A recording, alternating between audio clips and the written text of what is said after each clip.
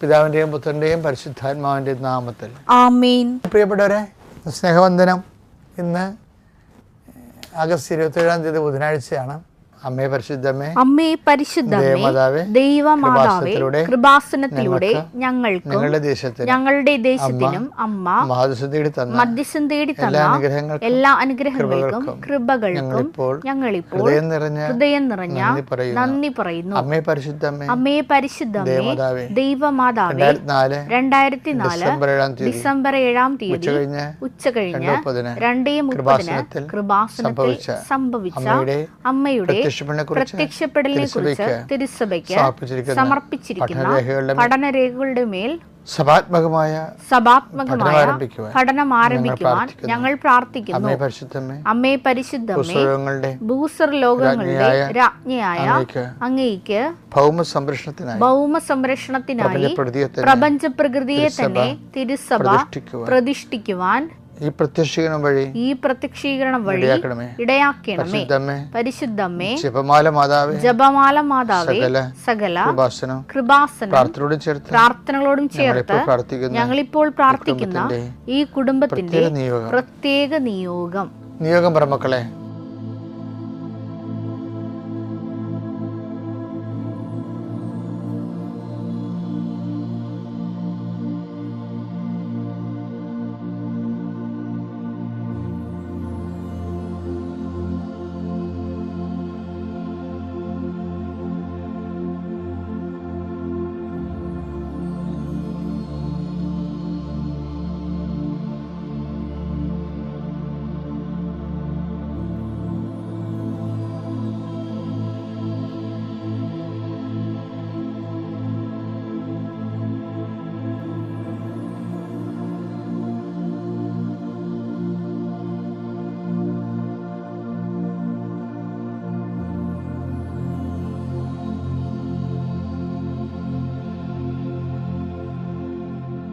അമ്മയുടെ പ്രത്യക്ഷീകരണത്തിന്റെ ഈ അനുഗ്രഹവേളയിൽ ഞങ്ങൾക്ക് സാധിച്ചു തരുവാൻ കനിയണമേ.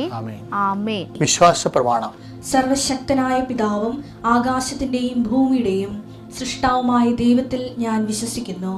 അവിടുത്തെ ഏകപുത്രനും ഞങ്ങളുടെ കർത്താവുമായ ഈശോമിശിഹായിലും ഞാൻ വിശ്വസിക്കുന്നു. ഈ പുത്രൻ പരിശുദ്ധാത്മാവിനാൽ ഗർഭസ്ഥനായി കന്യകാമറിയത്തിൽ നിന്ന് പിറന്ന് പൊന്തിയോസ് പീലാത്തോസിന്റെ കാലത്ത് പീഡകൾ സഹിച്ച് കുരിശിൽ തറയ്ക്കപ്പെട്ട് മരിച്ച് അടക്കപ്പെട്ട് പാതാളങ്ങളിൽ ഇറങ്ങി മരിച്ചവരുടെ ഇടയിൽ നിന്ന് 3-ാം നാൾ ഉയർത്ത് സ്വർഗത്തിലേക്ക് എഴുന്നള്ളി സർവശക്തിയുള്ള പിതാവായ ദൈവത്തിന്റെ വലതുഭാഗത്തിരിക്കുന്നു. അവിടെ നിന്ന് ജീവിക്കുന്നവരെയും മരിച്ചവരെയും വിധിക്കുവാൻ വരുമെന്നും ഞാൻ വിശ്വസിക്കുന്നു. പരിശുദ്ധാത്മാവിലും ഞാൻ വിശ്വസിക്കുന്നു. വിശുദ്ധ കത്തോലിക്കാ സഭയിലും പുണ്യവാന്മാരുടെ ഐക്യത്തിലും പാപങ്ങളുടെ മോചനത്തിലും ശരീരത്തിന്റെ ഉയർപ്പിലും നിത്യമായ ജീവിതത്തിലും ഞാൻ വിശ്വസിക്കുന്നു. ആമേൻ. സ്വർഗ്ഗസ്ഥനായ ഞങ്ങളുടെ പിതാവേ, അങ്ങയുടെ നാമം പൂജിതമാകണമേ. അങ്ങയുടെ രാജ്യം വരണമേ. അങ്ങയുടെ തിരുമനസ് സ്വർഗത്തിലെ പോലെ ഭൂമിയിലും ആകണമേ. അന്നു വേണ്ടുന്ന ആഹാരം ഇന്ന് ഞങ്ങൾക്ക് തരണമേ. ഞങ്ങളോട് തെറ്റ് ചെയ്യുന്നവരോട് ഞങ്ങൾ ക്ഷമിക്കുന്നത് പോലെ ഞങ്ങളുടെ തെറ്റുകൾ ഞങ്ങളോടും ക്ഷമിക്കണമേ. ഞങ്ങളെ പ്രലോഭനത്തിൽ ഉൾപ്പെടുത്തരുതേ, തിന്മയിൽ ഞങ്ങൾ രക്ഷിക്കണമേ. ആമേൻ. നന്മ നിറഞ്ഞ മറിയമേ, സ്വസ്തി. കർത്താവ് അങ്ങയുടെ കൂടെ സ്ത്രീകളിൽ അങ്ങ് അനുഗ്രഹിക്കപ്പെട്ടവളാകുന്നു. അങ്ങയുടെ ഉദരത്തിൻ ഫലമായി ഈശോ അനുഗ്രഹിക്കപ്പെട്ടവനാകുന്നു. പരിശുദ്ധ മറിയമേ, തമ്പുരാന്റെ അമ്മേ, പാപികളായ ഞങ്ങൾക്ക് വേണ്ടി ഇപ്പോഴും ഞങ്ങളുടെ മരണസമയത്തും തമ്പുരാനോട് അപേക്ഷിക്കണമേ. ആമേൻ. കർത്താവിന്റെ ഉന്നതമായ നാമത്തിന് സ്തോത്രം ചെയ്യുന്നു. കർത്താവിന്റെ വിശുദ്ധ പൗരോഹിത്യത്തെ മഹത്വപ്പെടുത്തണമേ. എൻ്റെ കർത്താവെ, ചെറിയ കടകളൊക്കെ നടത്തുന്നവർ ഈശോയെ വല്ലാത്ത വലയുന്നുണ്ട് ഈശോയെ. അവർക്ക് ഒന്നും അതിനകത്ത് കിട്ടണില്ല, പക്ഷേ കടങ്ങളാണ് വരണത്. ഇനി എങ്ങനെ ജീവിക്കുമെന്ന് പോലും അറിയാൻ പാലാതെ വിഷമിക്കുന്നവരുണ്ട് ഈശോയെ. അവരെ സന്ധിക്കണമെന്ന് പ്രാർത്ഥിക്കുന്നു ഈശോയെ. ഒരു തൊഴിൽ കണ്ടുപിടിക്കാൻ വേണ്ടി എന്ത് തൊഴിൽ ചെയ്താൽ ജീവിക്കാൻ പറ്റുമെന്ന് വിചാരിച്ചുകൊണ്ട് വിഷമിക്കുന്നവരുണ്ട് ഈശോയെ.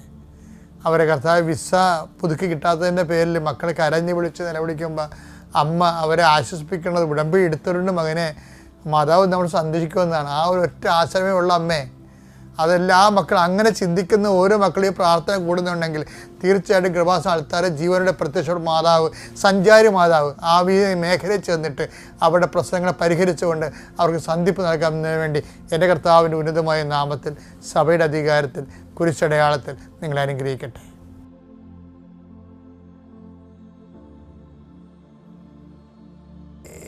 എനിക്ക് ഭയങ്കരമായിട്ട് ഇഷ്ടപ്പെട്ടിട്ടുള്ള ഒരു പാസേജ് ഉണ്ട്. ബാലാമിൻ്റെ കഴുത എന്ന് പറയും. ബാലാക്ക് എന്ന് പറഞ്ഞ് ഒരു ദുർപ്രവാചകനുണ്ടായിരുന്നു. അയാൾ ഇസ്രായേൽ ജനത്തെ ശത്രുവാണ്. ബാലാൻ ഒരു നല്ല പ്രവാചകനാണ്. അപ്പോഴേ ബാലാക്ക് ബാലാവിനെ ചാക്കിട്ട് പിടിക്കും. പറയും, നിൻ്റെ പ്രവചനമൊക്കെ ഭയങ്കര പേരാണ്, നിനക്ക് നാട്ടുകാർ അംഗീകരിക്കേണ്ടതാണ്, പ്രവാചകനാണെങ്കിൽ ഇങ്ങനെ വേണം, നീ പ്രവചിച്ചാൽ ഭരിക്കും, അതുകൊണ്ട് ഇസ്രായേൽ ജനത്തിനെ ശപിക്കാൻ ഈ ബാലാക്ക് വിളിച്ചുകൊണ്ട് പോകും. പക്ഷേ ഈ പൂണ വഴിക്ക് കുറേ കാര്യങ്ങൾ സംഭവിക്കും. സംഖ്യ 22-ാം അധ്യായമാണ് 21 തിരുവചനങ്ങൾ. ബാലാം രാവിലെ എഴുന്നേറ്റ് കഴുതയ്ക്ക് ജീനിയിട്ട് മൊവാബിലെ പ്രഭുക്കന്മാരോടൊപ്പം പുറപ്പെട്ടു. അവൻ പോയതുകൊണ്ട് ദൈവത്തിന്റെ കോപം ജ്വലിച്ചു. കർത്താവിന്റെ ദൂതൻ വഴിയിൽ അവനെതിരെ നിന്നു. ഈ ബാലാവിന് ഇസ്രായേൽക്കാരെ ശപിക്കാൻ വേണ്ടി ബാലാക്ക് വിളിച്ചുകൊണ്ട് പോവുകയാണ്. അപ്പോൾ കർത്താവിൻ്റെ കോപം ജ്വലിച്ചെന്ന് എന്ത് ചെയ്ത് ദൂതൻ വഴിയരികിൽ നിന്ന് വഴി മുടക്കി വഴിയരികിൽ നിൽക്കുകയാണ്. ഈ ദൂതൻ ഊരിപ്പിടിച്ച വാളുമായിട്ട്. കഴുതപ്പുറത്ത് സഞ്ചരിച്ചിരുന്ന ബാലാമിന്റെ കൂടെ 2 ഭൃത്യന്മാരും ഉണ്ടായിരുന്നു. ബാലാമിനോട് 2 ഭൃത്യന്മാരുണ്ടായിരുന്നു. കർത്താവിന്റെ ദൂതൻ ഊരിയ വാളുമായി വഴി നിൽക്കുന്നത് കൊണ്ട് കഴുത വയലിലേക്ക് ചാടി. കഴുത കണ്ട്, പക്ഷെ ബാലാം കണ്ടില്ല. ഇത് ഭയങ്കര രസമാണ്. ബൈബിളിലെ ഏറ്റവും രസകരമായ സംഭവമാണ്. അതായത് കഴുത കണ്ട് ബുദ്ധിമാനായ ബാലാം ദൈവത്തിനെ കണ്ടില്ല. അത് എക്കാലത്തും അങ്ങനെ തന്നെ ആയിരിക്കും സംഭവിക്കണത്. പറ. വഴിയിലേക്ക് തിരിച്ചു കൊണ്ടുവരാൻ ബാലാം അതിനെ അടിച്ചു. അപ്പോൾ ഈ കഴുത ഇങ്ങനെ ചാഞ്ഞ് പോയി, ദൂതനെ കണ്ടിട്ട് ചാഞ്ഞ് പോയി. അതിനെ നേരെ കൊണ്ടുവരാൻ ഈ ബാലാം കഴുതനെ അടിക്കുന്നുണ്ട്. അപ്പോൾ കർത്താവിന്റെ ദൂതൻ മുന്തിരിത്തോട്ടത്തിൽ ഇരുവശവും മതിലുള്ള ഇടുങ്ങിയ വഴിയിൽ നിന്നു. കർത്താവിന്റെ ദൂതനെ കണ്ട് കഴുത മതിലിനോട് ചേർന്ന് ഒതുങ്ങി. കഴുതൊക്കെ കാണാൻ പാടില്ല ദൂതനെ. ബാലാവിനെ കഴുതപ്പുറത്തിരിക്കുന്നത് ബാലാവിനെ കാണാൻ പാടില്ല. അതുകൊണ്ട് കഴുത ഒതുങ്ങുകയാണ് ബാലാവിനെ കൊണ്ട്. ബാലാമിന്റെ കാൽ മതിലിൽ ഒരഞ്ഞു. ബാലാവിന്റെ കാല് മതിലൊരഞ്ഞു. നിങ്ങൾ ഈ കഴുത എന്ന് വരുമ്പോഴല്ല നിങ്ങൾ ഓർക്കും ഈ കഴുതപ്പുറത്ത് ആൾക്കാർ കയറി ഇരിക്കാനാണ്. നമ്മൾ കണ്ടിരിക്കുന്ന കഴുത എന്ന് പറയുന്നത് ഇവിടുത്തെ കഴുതകളാണ്. പാലക്കാടും അതുപോലെ തന്നെ തെങ്കാശി പട്ടണത്തിലൊക്കെ കാണുന്ന കഴുതയില്ലേ, ചെറിയ തരം കഴുത. അതല്ല, ഇസ്രായേലിലെ കഴുത ഞാൻ ഈജിപ്തിൽ നിൽക്കുമ്പോൾ ഞാൻ കണ്ടതാണ്. അതായത് ഒരു കഴുത ഒരു 6 ചാക്ക് അരിയും കൊണ്ട് ഒരു വണ്ടിയിട്ട് ഭരിച്ചുകൊണ്ട് ഓടണം. ഞാൻ വായുമ്പോഴത്തെ നോക്കിയെന്നോട് ആദ്യമായിട്ട് ഞാൻ ഇങ്ങനെ കഴുതയെ കണ്ടത്. കാര്യം വയറ്റ് വെള്ള നിറവും പിന്നെ ആഷ് കളറാണ്. നല്ല ഇരുമ്പ് ബോഡിയാണ് അവൻ 6 ചിലപ്പോൾ 10 ചാക്കും കൊണ്ടുപോടും. അത്തരം കഴുതകളാണ്. കുതിരയേക്കാൾ സ്വല്പം കൂടി ചെറിയ സാധനമാണ്. അപ്പോഴും അവ ഇക്കടുത്ത് കയറി യാത്ര ചെയ്യാൻ പറ്റും. അതാണ് ഇസ്രായേലിലെ കഴുതകൾ. ഈജിപ്തിലും ആ കഴുതകളുണ്ട്. ബാലാമിന്റെ കാൽ മതിലിൽ ഒരഞ്ഞു. അവൻ കഴുതയെ വീണ്ടും അടിച്ചു. കർത്താവിന്റെ ദൂതൻ മുമ്പോട്ട് പോയി. ഇടം വലം തിരിയാൻ ഇടമില്ലാത്ത ചലിക്കാൻ പറ്റാത്ത രീതിയിൽ ഇടുങ്ങിയ സ്ഥലത്ത് കർത്താവ് ദൂതൻ നിന്നു. ദൂതനെ കണ്ടപ്പോൾ കഴുത കിടന്നു കളഞ്ഞു. മനസ്സിലായി. ഇനി മുന്നോട്ട് പോകാൻ പറ്റുന്ന ബാലാവിനെ കൊണ്ട് കഴുത താഴെ കിടന്നു. ബാലാമിന്റെ കോപം ജ്വലിച്ചു. അവൻ വടി കൊണ്ട് കഴുതയെ അടിച്ചു.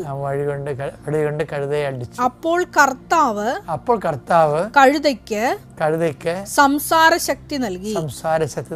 3 പ്രാവശ്യം എന്നെ അടിക്കാൻ ഞാൻ നിന്നോട് എന്ത് ദ്രോഹം ചെയ്തു എന്ന് കഴുത ചോദിക്കുകയാണ് ബാലാവിനോട്. ബാലാം കഴുതയോട് പറഞ്ഞു, നീ എന്നെ അവഹേളിച്ചു. വാളുണ്ടായിരുന്നെങ്കിൽ ഞാൻ നിന്നെ കൊന്നുകളയുമായിരുന്നു. വെട്ടി കൊന്നുകളഞ്ഞാണ്. കഴുത ബാലാമിനോട് ചോദിച്ചു, ഇന്നുവരെ നീ സഞ്ചരിച്ചിരുന്ന നിന്റെ കഴുതയല്ലേ ഞാൻ. ഇതിനു മുമ്പ് ഒരിക്കലെങ്കിലും ഞാൻ നിന്നോട് ഇങ്ങനെ ചെയ്തിട്ടുണ്ടോ? ഇല്ല. ബാലാം സമ്മതിച്ചു. അപ്പോൾ കർത്താവ് ബാലാമിന്റെ കണ്ണുകൾ തുറന്നു. അപ്പോഴാണ് കർത്താവ് ബാലാന്റെ കണ്ണ് തുറന്ന് ദൂതനവൻ കാണുന്നത്. ഊരിയ വാളേന്തി വഴിയിൽ നിൽക്കുന്ന കർത്താവിന്റെ ദൂതനെ കണ്ട് അവൻ കമിഴ്ന്നു വീണു. ഇതെന്താ സംഭവിച്ചു കഴിഞ്ഞാല്, ഇവൻ പോണ വഴി, അവന്റെ യാത്രയിൽ അത് ആ ലക്ഷ്യം ഇവനെയും ഗുണം പിടിക്കത്തില്ല, ദൈവഹിത പ്രകാരമല്ല. അതുകൊണ്ട് ഈ ബാലാൻ ദൈവത്തിൻ്റെ ആളായത് കാരണമാണ് ഇസ്രായേൽ ജനങ്ങളെ ശപിച്ച് ശാപം സ്വന്തമായിട്ട് മേടിക്കാൻ പോകുകയാണ് ഇവൻ. അതിവന് സംഭവിക്കാതിരിക്കാനാണ് ഇപ്പം ഞാൻ നിനക്ക് മുമ്പ് എൻ്റെ ദൂതനെ അയക്കുമെന്ന് പറഞ്ഞാൽ വായിച്ചതിനടുത്ത് പുറപ്പാട് 23:20. ഇതാ ഒരു ദൂതനെ നിനക്ക് മുൻപേ ഞാൻ അയക്കുന്നു. അവൻ നിന്റെ വഴിയിൽ നിന്നെ കാത്തുകൊള്ളും. ഞാൻ ഒരുക്കിയിരിക്കുന്ന സ്ഥലത്തേക്ക് നിന്നെ കൊണ്ടുവരികയും ചെയ്യും. അപ്പൊ അതായത് നമ്മുടെ യാത്രയില് ഒരു ദൈവപൈതന്റെ യാത്ര ഗ്യാരണ്ടീഡ് ആണ് ശരിക്കും. അത്യപൂർവ ദൈവാനുഭവങ്ങൾ ഇനി നിങ്ങൾക്കും സ്വന്തം. ഈ യൂട്യൂബ് ചാനൽ ഇതുവരെ സബ്സ്ക്രൈബ് ചെയ്തിട്ടില്ലെങ്കിൽ ഇപ്പോൾ തന്നെ സബ്സ്ക്രൈബ് ചെയ്യുക. ഈ വീഡിയോ ഇപ്പോൾ തന്നെ നിങ്ങളുടെ സുഹൃത്തുക്കൾക്ക് ഷെയർ ചെയ്തുകൊണ്ട് കർത്താവിന്റെ പ്രേക്ഷിതരാകുക.